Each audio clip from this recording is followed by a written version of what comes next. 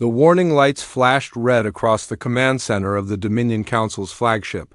Admiral Korvax stood before the massive holographic display, his forearms crossed as he studied the data streaming in from the outer rim. The 12 species that made up the Dominion had ruled this section of the galaxy for over 1,000 years, and they had learned to recognize threats early. "Show me the readings again," Korvax commanded, his voice carrying the authority of someone who had never been questioned. The display shifted, showing a small blue planet orbiting an unremarkable yellow star. The planet looked peaceful enough, covered in swirling white clouds and vast blue oceans, but the energy signatures coming from it told a different story. "They call themselves humans," reported Chief Analyst Thera, her tentacles dancing across the control interface. "First contact protocols indicate they achieved faster-than-light travel approximately 50 standard years ago. Current technological classification puts them at barely Type 1 civilization level." Korvax nodded. Type 1 civilizations were common enough. They usually took centuries to develop beyond their home systems, and most never posed any real threat to established powers, like the Dominion. But something about these readings felt different. "What's their expansion rate?" he asked. Thera's expression darkened. "That's the problem, Admiral. In just 50 years, they've established permanent colonies on 17 different worlds across 4 star systems. They're not just exploring, they're settling at a rate we've never seen before." The Admiral's secondary arms twitched, a sign of growing concern. "Show me their technology progression." The hologram changed to display a timeline. 50 years ago, the humans had been using primitive chemical rockets to barely escape their planet's atmosphere. 40 years ago, they had developed fusion engines. 30 years ago, they had achieved their first faster-than-light jump. And now, somehow, they were building ships that could cross interstellar distances in weeks rather than months.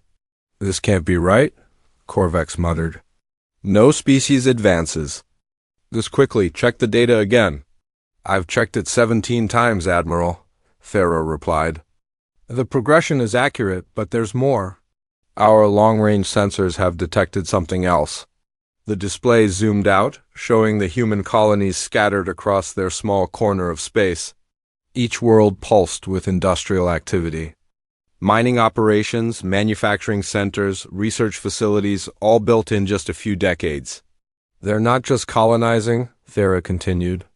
"They're building infrastructure at an unprecedented rate. Each colony becomes a launching point for more expansion. At their current rate, they'll have settled 50 systems within the next 20 years.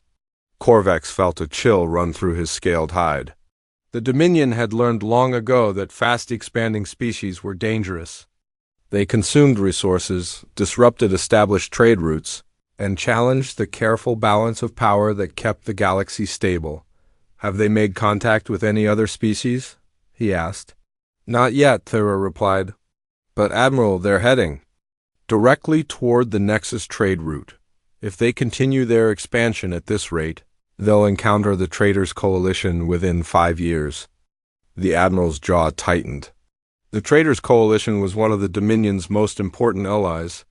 They provided resources and information from across the galaxy in exchange for protection and stability. If these humans disrupted that relationship, it could destabilize the entire region. "What about their military capabilities?" Korvax asked. "Limited," Thera responded. "Their ships appear to be primarily exploration and colonization vessels. We've detected some defensive systems, but nothing that would threaten our forces. A single Dominion battle group could eliminate their entire fleet." But even as she spoke, Thera's expression remained troubled. Korvax had worked with her for over 2 centuries, and he had learned to trust her instincts. "What aren't you telling me?" he demanded. Thera manipulated the display, showing detailed scans of human ships. "Admiral, their technology is primitive, but it's also adaptable. Every ship we've scanned shows modifications and improvements. They're not just building the same designs over and over, they're constantly changing them, making them better." "That's normal for a developing species," Korvax said, but he could hear the doubt in his own voice. "No, Admiral, it's not," Thera insisted. Most species develop a technology and then use it for centuries with only minor improvements.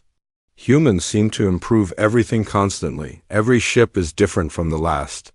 Every colony uses new techniques. They're not just developing, they're evolving. The command center fell silent as the implications sank in. The Dominion had encountered thousands of species over the millennia. They had learned to predict how each would develop, how they would behave, and how they could be controlled. But humans didn't seem to follow any of the established patterns. "Sir," came a voice from the communications station. "We're receiving a priority transmission from the Outer Rim. Defense Force, they're reporting unusual activity in the border systems." Korvax turned.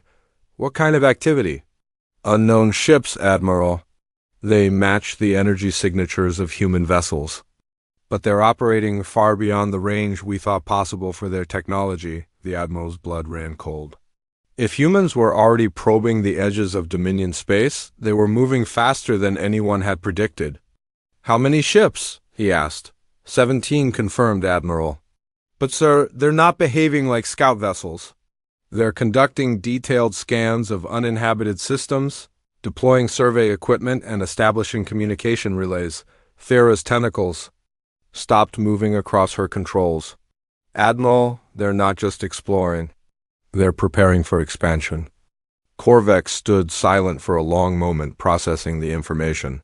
In his long career, he had faced rebellions, invasions, and countless threats to Dominion authority. But this felt different.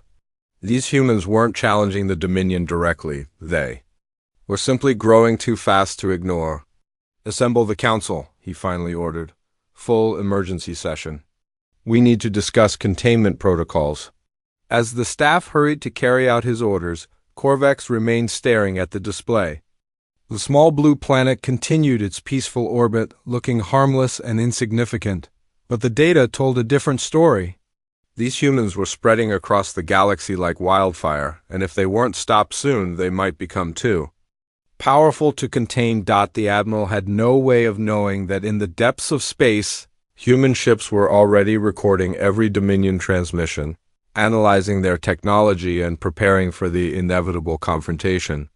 The humans had been watching the galaxy for far longer than anyone suspected, and they were ready for whatever came next. Within hours, the Dominion Council would vote unanimously to implement full containment protocols. They would dispatch their most powerful fleet to human space, confident in their ability to control this new threat. But they would soon discover that containing humanity was far more difficult than they had ever imagined. The Dominion fleet dropped out of hyperspace at the edge of human territory with overwhelming force. 200 warships arranged themselves in perfect formation, their weapons powered and shields raised. Admiral Korvax stood on the bridge of his flagship, watching the tactical display as his fleet took position around the human colonies. "Begin the standard containment broadcast," he ordered. The message went out across all frequencies in the basic galactic trade language. "Attention human vessels and colonies. You are hereby restricted to your current star systems by order of the Dominion Council. Any attempt to expand beyond your present boundaries will be considered an act of aggression. You have 72 hours to comply." Korvax expected the usual response: fear, confusion, maybe some desperate attempts to negotiate. Instead, the reply came within minutes on a clear channel, transmitted in perfect galactic standard. "This is Captain Torres of the human vessel. Endeavor, we acknowledge your message and request immediate diplomatic contact.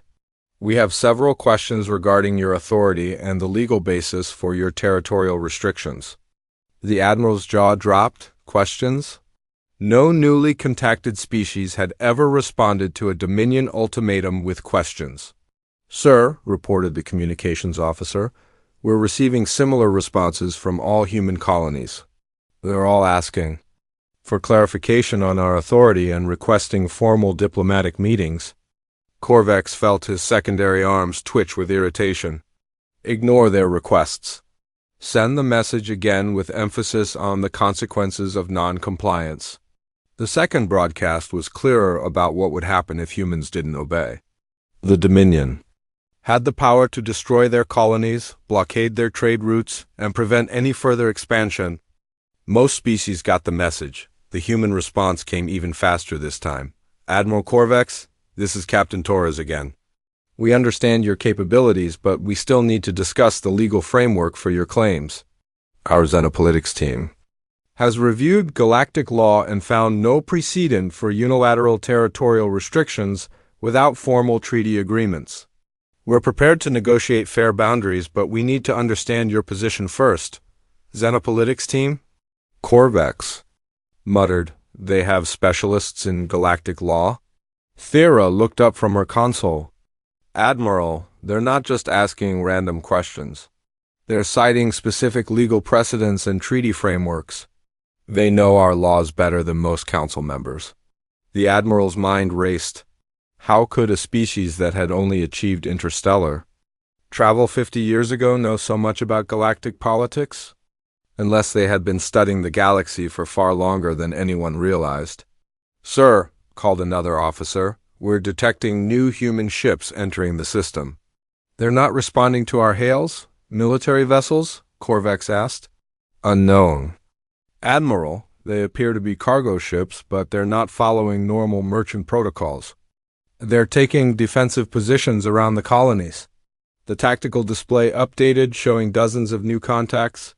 What had appeared to be simple cargo vessels were now revealing weapon systems and defensive capabilities. The human colonies that had seemed helpless were suddenly bristling with defensive platforms. They were ready for us, Farah said quietly. They knew we were coming. Captain Torres's voice crackled across the communication channel again. Admiral, we're prepared to begin negotiations whenever you're ready. We have prepared proposals for mutual defense agreements, trade partnerships, and territorial boundaries that respect both species' expansion needs. Corvex had heard enough. These humans were treating the Dominion like equals, not the superior power they clearly were. It was time to remind them of their place. Target the lead human vessel, he ordered. Disable their engines and communication systems. Show them what happens when they ignore Dominion authority. The flagship's main cannon fired once, sending a focused energy beam across space. The beam struck the Endeavor's hull, overloading their shields and shutting down their main systems. The ship went dark, drifting helplessly in space. That should make our position clear, Corvex said, but instead of the expected surrender, something unexpected happened. Every human ship in the system immediately went to battle stations. Weapons that had been hidden deployed from cargo bays. Mining stations transformed into weapon platforms. Communication dishes became targeting arrays. Admiral, a tactical officer reported, his voice tense. Human vessels are moving to attack positions. They're powering weapons and raising shields. Impossible, Corvex said. They're a Type 1 civilization. Their weapons can't possibly threaten us. The first human missiles launched from 3 different ships simultaneously. The projectiles moved faster than expected, weaving through space in unpredictable patterns. 2 struck Dominion escort vessels, causing significant damage to their shields. Sir, their weapons are more advanced than our intelligence suggested, reported the weapons officer. They're using some kind of adaptive targeting system. More concerning was what happened next. The damaged human vessel, the Endeavor, suddenly came back online. Its engines flared to life and its weapons systems activated. Instead of being disabled, it appeared to be analyzing the attack and adapting its defenses. How is that possible? Corvex demanded. Unknown, Admiral, Thera replied, her tentacles flying across her controls. But I'm detecting massive data transfers between all human vessels. They're sharing information about our weapons and tactics in real time. The battle escalated quickly. Every time the Dominion ships fired, the human vessels seemed to learn something new. Their movements became more coordinated, their weapons more accurate. Ships that had been damaged repaired themselves using resources from nearby vessels. Admiral, came a new voice over the communication channel. This is Dr. Reed of the Human Research Vessel Discovery. I believe there's been a misunderstanding. We don't want to fight you. We want to talk. You attacked our ships? Korvax replied angrily. You attacked ours first, Dr. Reed responded calmly. We were defending ourselves. But this doesn't have to continue. We have a lot to offer each other. You have nothing we want, the Admiral said. Are you sure about that? Dr. Reed asked. We've been monitoring your communications for decades. We know about the resource shortages in your outer colonies. We know about the rebellion brewing in the Kepler sector. We know about the plague affecting your food supplies. We can help with all of those problems. The bridge fell silent. The humans couldn't possibly know about those classified situations. The Dominion's intelligence services had worked for years to keep those problems secret. How do you know about those things? Korvax asked. We've been listening, Dr. Reed said simply.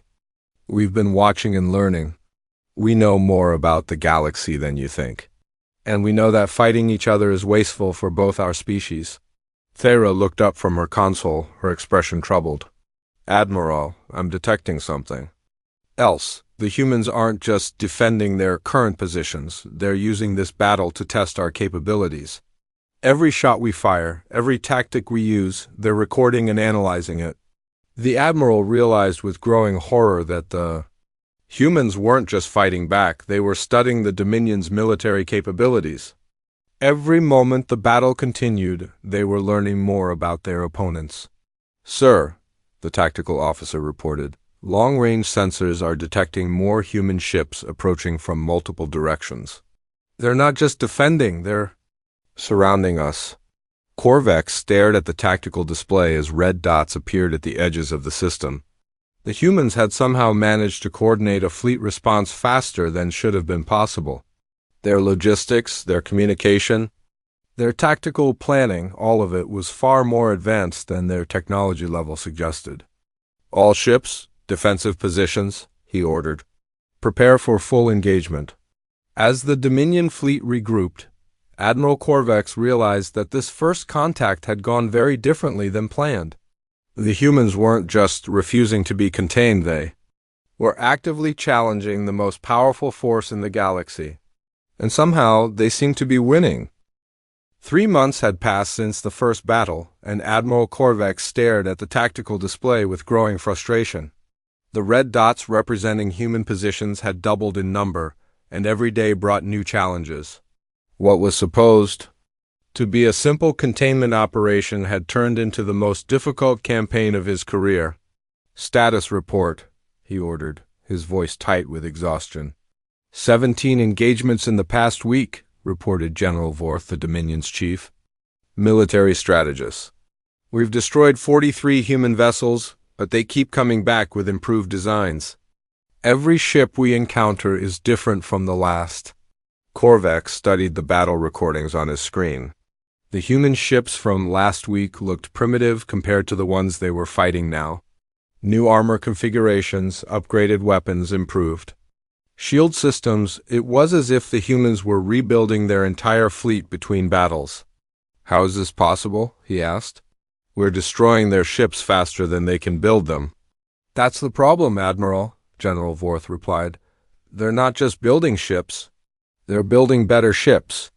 Every vessel we destroy teaches them something new about our weapons. Every battle makes their next fleet more effective. Thyra looked up from her analysis station. Admiral, I've been studying their tactics. They're not fighting to win individual battles. They're fighting to learn. Every engagement is a training exercise for them. The Admiral's secondary arms twitched with irritation. What about their colonies? Are we at least preventing their expansion?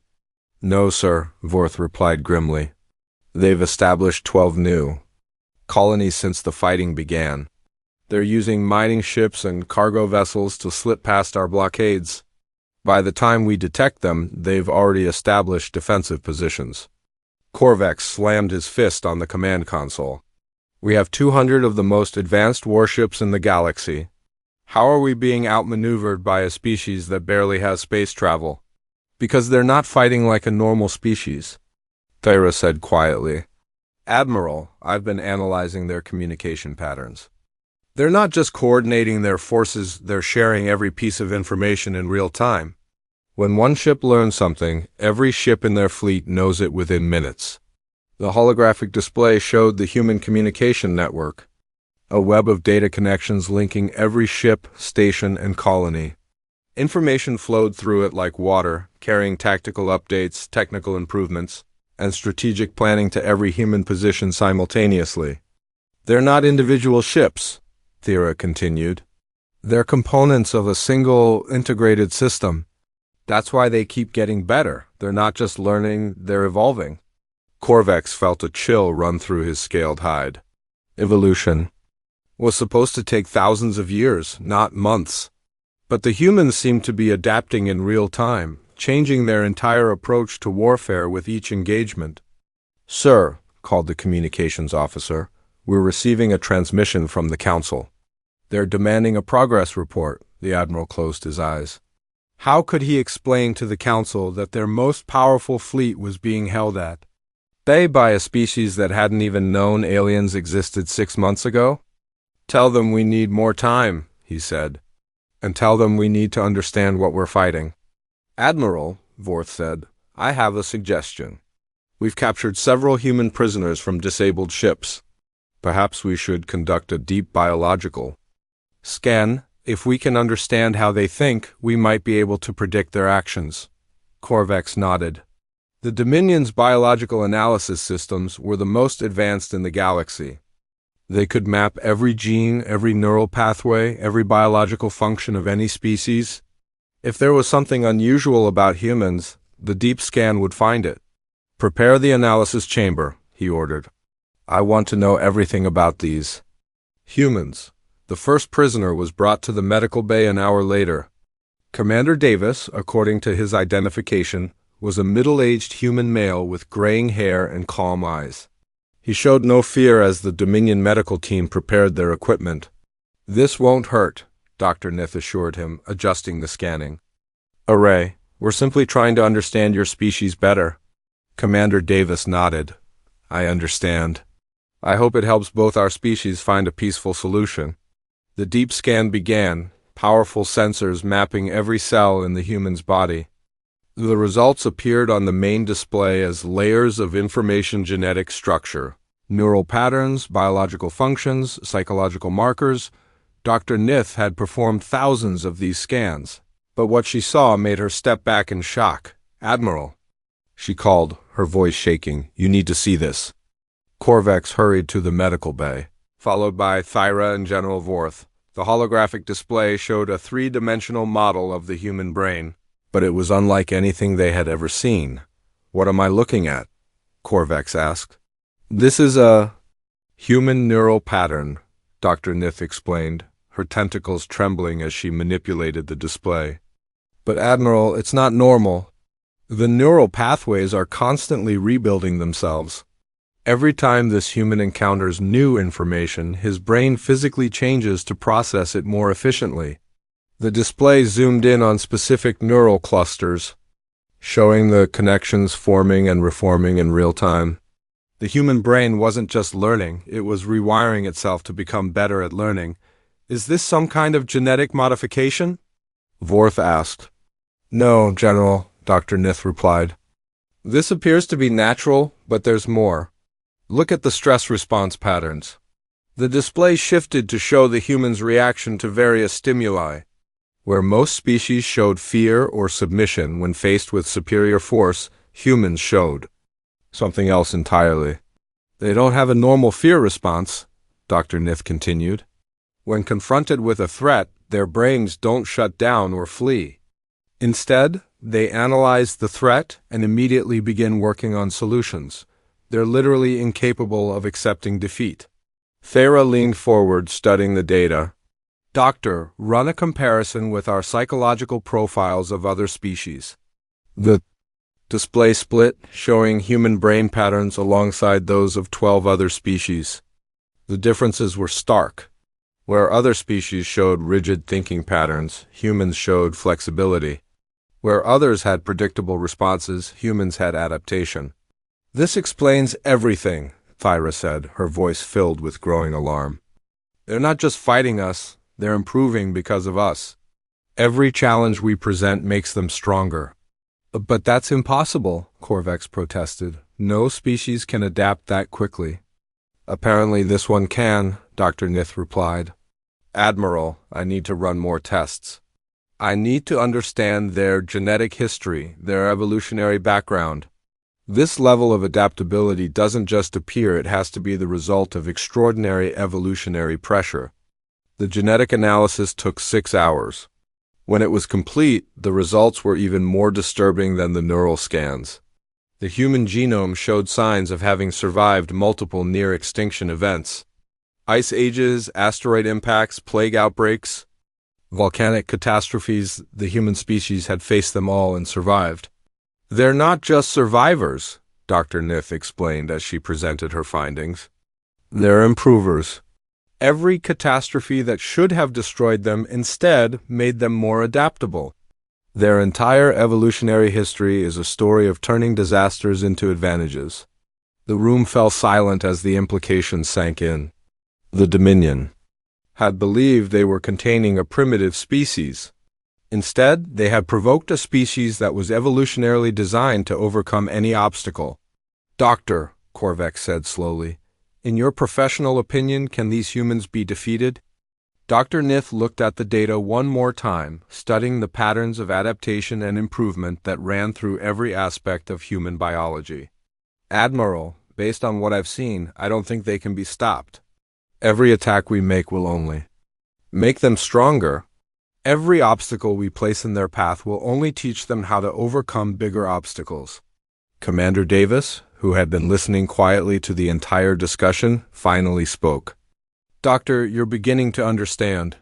We don't fight because we want to, we fight because we have to. And we don't stop because we can't. It's not in our nature to give up. Admiral Corvex stared at the human prisoner, seeing him not as a captured enemy, but as a representative of something far more dangerous than he had ever imagined. The Dominion had thought they were dealing with a new species. Instead, they had encountered a force of nature that couldn't be contained, couldn't be defeated, and couldn't be stopped. The deep scan had revealed the truth, but it was a truth that made victory impossible. The council chamber was silent as Dr. Nith finished her presentation. The 12 species that ruled the Dominion sat in their traditional circle, each representative processing the impossible information they had just received. The holographic display still showed the human genetic analysis, its implications hanging in the air like a death sentence. You're telling us, said Council Leader Zaris, his voice carefully controlled, that humans are biologically incapable of accepting defeat? That's correct, Dr. Nith replied. Their neural structure literally prevents them from giving up.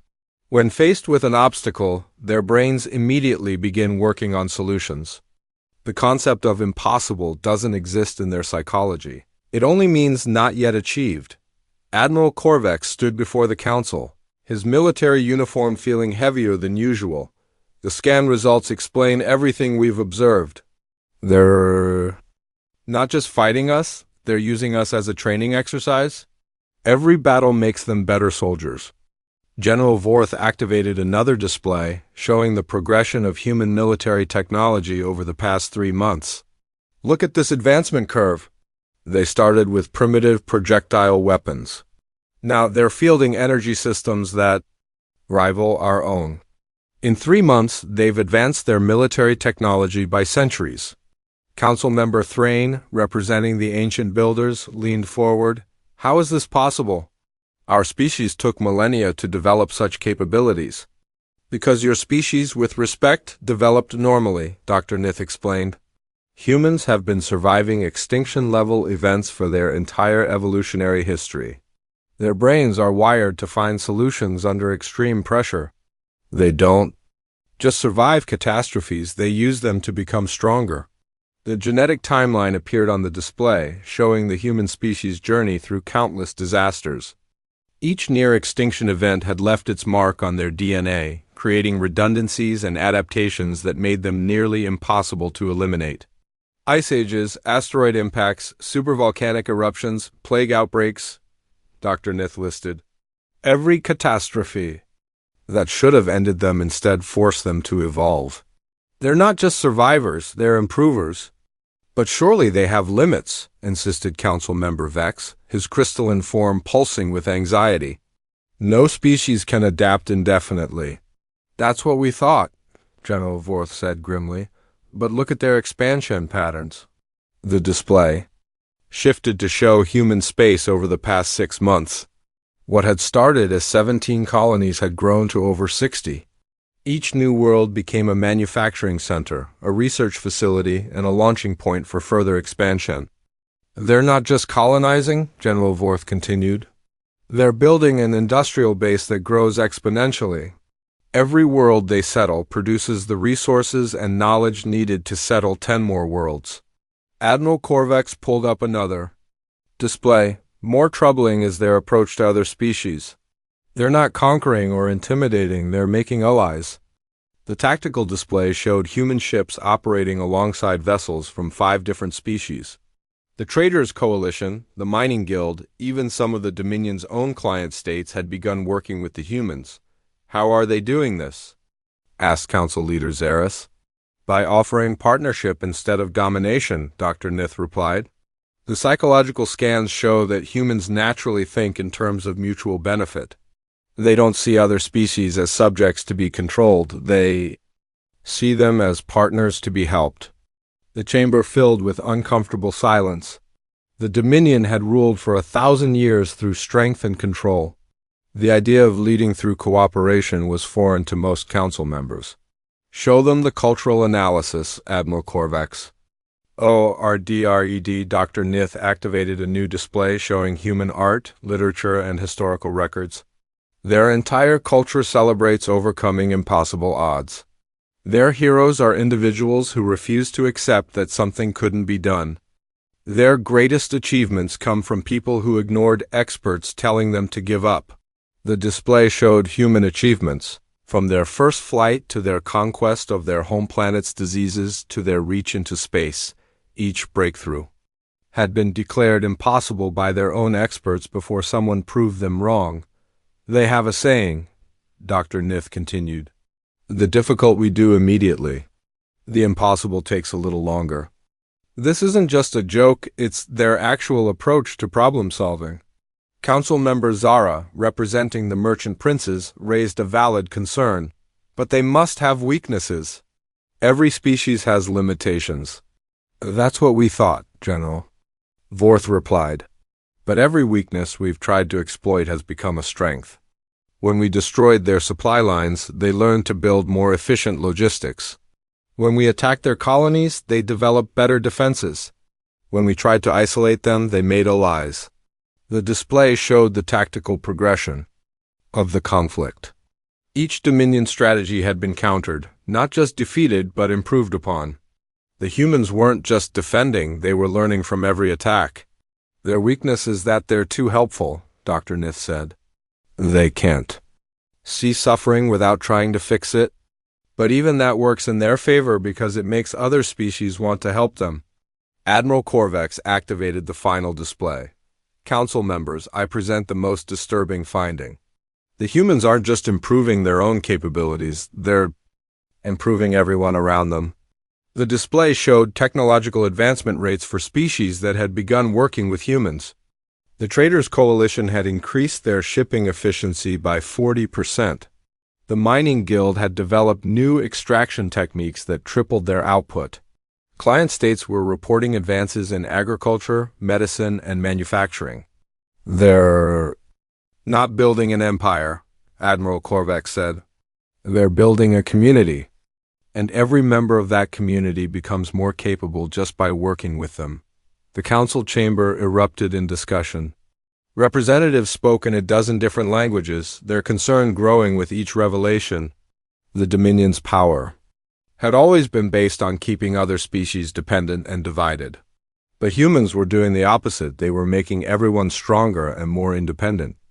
Order, Council Leader Zaris called. We need to discuss our options. What options? General Vorth asked. We can't defeat them militarily. They learn from every attack and become stronger. We can't contain them economically. They're too resourceful and make too many allies. We can't isolate them politically. They're too helpful, and other species trust them. There must be something, Councilmember Thrain insisted. Some way to stop their expansion. Dr. Nith pulled up the final analysis. Council members, I've run every simulation I can think of. The conclusion is always the same. Humans cannot be stopped by external force. The only way to defeat them would be to convince them to stop themselves. And what are the chances of that? Asked Council Leader Zaris. 0, Dr. Nith replied. Their psychological profile shows they're incapable of abandoning other species in need. As long as there are problems to solve and people to help, they'll keep expanding. The chamber fell silent again. The most powerful government in the galaxy was facing the reality that they had encountered something truly unstoppable. There is one more thing, Admiral Korvax said quietly. The humans have been sending us messages. They're not demanding our surrender, they're asking for negotiations. Negotiations? Council Leader Zaris asked. They want to establish formal, diplomatic relations. They're proposing trade agreements, mutual defense pacts, and cultural exchange programs. They're treating us as equals, not as enemies. Councilmember Vex's crystalline form flickered with confusion.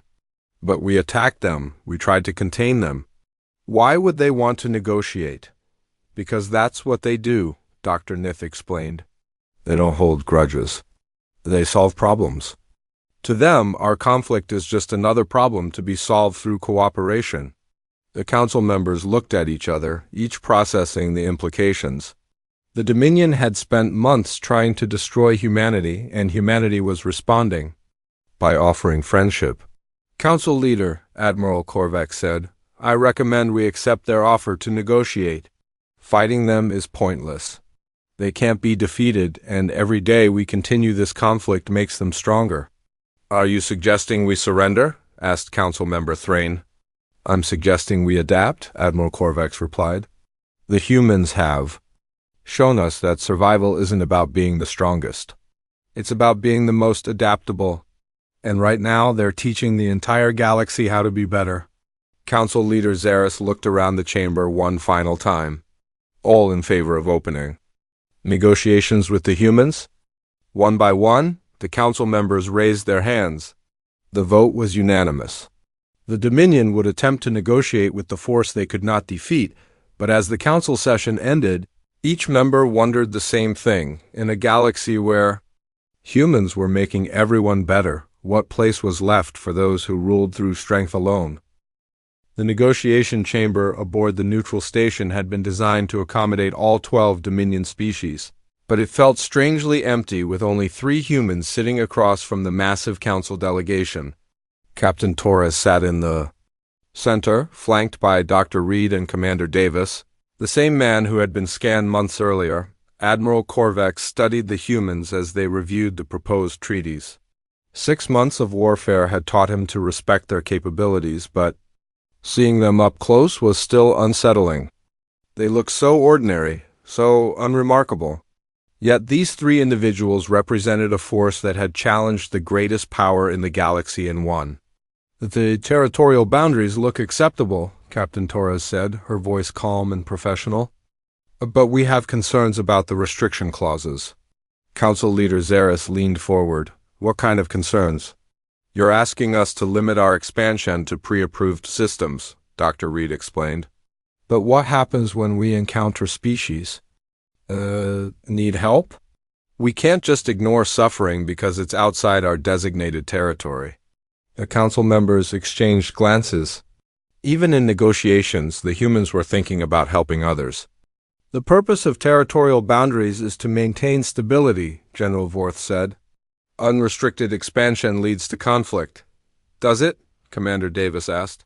In the past 6 months, we've established 63 new colonies and made contact with 18 different species. How many conflicts have we started? Admiral Korvax consulted his datapad. None, he admitted reluctantly. But you've disrupted established trade routes and political boundaries. We've improved them, Captain Torres replied. The new shipping lanes we've opened have reduced travel times by 30%. The mining operations we've established are providing resources to species that were previously dependent on expensive imports. The medical facilities we've built have eliminated 3 separate plague outbreaks. Dr. Reed activated a small holographic display showing the region around human space. Look at the data. Crime is down, trade is up. Interspecies cooperation has increased by 200%. We're not disrupting stability, we're creating it. The display showed colony after colony, each one a hub of activity and cooperation. Human settlements weren't just self-sufficient, they were helping everyone around them become more prosperous. But you're changing everything, Councilmember Thrain protested. The old systems worked. Did they? Dr. Reed asked. The Kepler sector rebellion that's been brewing for 50 years ended when we helped them establish fair trade agreements. The resource crisis in the Outer Rim was solved when we shared our manufacturing techniques. The pirates that have been raiding shipping lanes for decades disappeared when we gave everyone better defensive systems. Commander Davis leaned forward. Council members, with respect, your old systems worked for you. They didn't work for the species being oppressed, exploited, or ignored.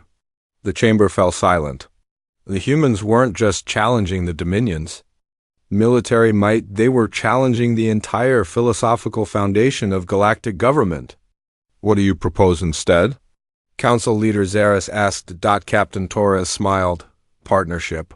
Real partnership, not the kind where one species dominates the others. We want to create a galactic community where every species contributes their strengths and helps cover each other's weaknesses. And you think this is possible? Admiral Korvax asked. We know it is, Dr. Reed replied. We've been doing it for 6 months. The Traders Coalition has increased their profits by 40% since they started working with us. The Mining Guild has access to technologies they never dreamed of. Even some of your client states have reported improvements in quality of life. Councilmember Vex's crystalline form pulsed with uncertainty. But what about leadership? Someone must make the final decisions. Why? Commander Davis asked. Most decisions affect multiple species. Why shouldn't they all have a voice in making them? The humans presented their alternative proposal, a galactic cooperative where decisions were made by consensus. Resources were shared based on need, and every species had equal representation regardless of military strength. This is completely contrary to how galactic politics works, General Vorth protested. Is it working? Captain Torres asked. Really working? Or are you just maintaining control through force? The question hung in the air like an accusation. The Dominion had ruled for 1,000 years, but their rule had been maintained through military superiority and economic dependency. The humans were proposing something entirely different. What about our fleets? Admiral Korvax asked. Our military capabilities? Keep them, Dr. Reed said, but use them to protect people instead of controlling them. There are pirates, raiders, natural disasters, and other threats that require military response. Imagine how much good you could do if your fleets were helping instead of oppressing. The negotiations continued for 3 days. The humans patiently addressed every concern, answered every question, and provided solutions to problems the Council didn't even know they had. More importantly, they backed up every proposal with data from their own territories. On the 3rd day, something unexpected happened. Admiral Korvax received a priority message from the Dominion fleet still stationed in human space. Admiral, the communication said, you need to see this. The holographic display showed a massive space battle near the edge of human territory. But the humans weren't fighting the Dominion, they were fighting alongside them against a fleet of unknown attackers. Sir, came the voice of Captain Miles, commanding the Dominion forces. Unknown hostiles jumped into the system 6 hours ago and began attacking civilian ships. The humans immediately responded to our distress call and sent their entire defense. Fleet to help? The display showed human and Dominion ships working together, their coordination flawless despite months of previous conflict. Human repair ships were tending to damaged Dominion vessels. Dominion heavy cruisers were providing cover for smaller human fighters. The attackers were some kind of automated probe ships, Captain Miles continued. Probably scouts for a larger Force, Admiral. The humans didn't hesitate to help us, even though we're technically still at war. Admiral Corvex turned to Captain Torres. Why did you help us? Because you needed help, she replied simply. And because those probe ships were a threat to everyone in this sector, not just us. Dr. Reed activated another display. Admiral, our long-range sensors detected the main force behind those probes. There's a massive fleet heading toward this region of space. Automated ships, probably from a dead civilization. Their programming seems to be set to eliminate any spacefaring species they encounter. The implications were staggering. While the Dominion and humans had been fighting each other, a real threat had been approaching. How many ships? Council. Leader Zaris asked. At least 10,000, Commander Davis replied. Maybe more. They'll reach populated systems within 2 years. Can we stop them? General Vorth asked. Alone? No, Captain Torres said. The Dominion's fleets are powerful, but they're designed to fight other organic species with predictable tactics. These automated ships don't think like living beings. They don't fear, they don't negotiate, and they don't make mistakes. But together? Admiral Corvex asked. Together we have a chance, Dr. Reed said. Human adaptability combined with Dominion firepower. Our ability to think outside the box combined with your military experience. Our allies' resources combined with your industrial base? The room was silent as everyone processed the situation. The threat they faced was greater than any single species could handle. But working together, they might be able to survive. Council Leader, Admiral Corvex said, I formally recommend we accept the human proposal for a galactic cooperative. Not because we're defeated, but because we need each other. Council Leader Zaris looked around the chamber at his fellow council. Members, all in favor? The vote was unanimous. Captain Torres stood and extended her hand to Admiral Corvex. Welcome to the future, Admiral. We have a lot of work to do. As the Admiral shook her hand, he realized that the humans had been right. All along. They weren't unstoppable because they were strong. They were unstoppable because they made everyone around them stronger too. 5 years later, the automated fleet arrived to find not a collection of divided, competing species, but a unified galactic community with defensive capabilities far beyond what any single species could have achieved. The battle was fierce, but the outcome was never in doubt. The humans had done what they always did. They had turned an impossible situation into an opportunity to make the galaxy a better place. And in doing so, they had proven that being unstoppable wasn't about being unbeatable. It was about never giving up on the belief that things could always be better. The aliens had been right. About one thing, humanity was truly unstoppable. They had simply misunderstood what humanity would choose. Not to stop,